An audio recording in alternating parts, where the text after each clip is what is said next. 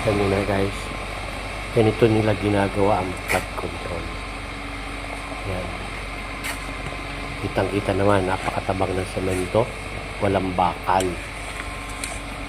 Grabe. Ay, merong kahoy, coco lumber yata yan.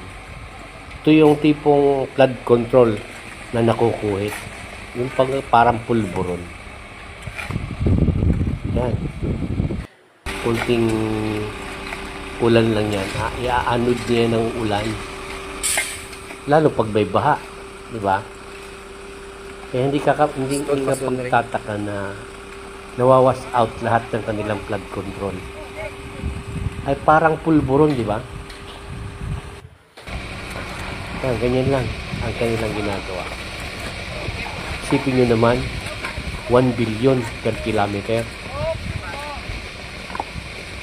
Parang ano yata, 1 million per metro ang halaga ng ginagawa nilang flood control. Tapos nakukuhit. Halos wala ng semento.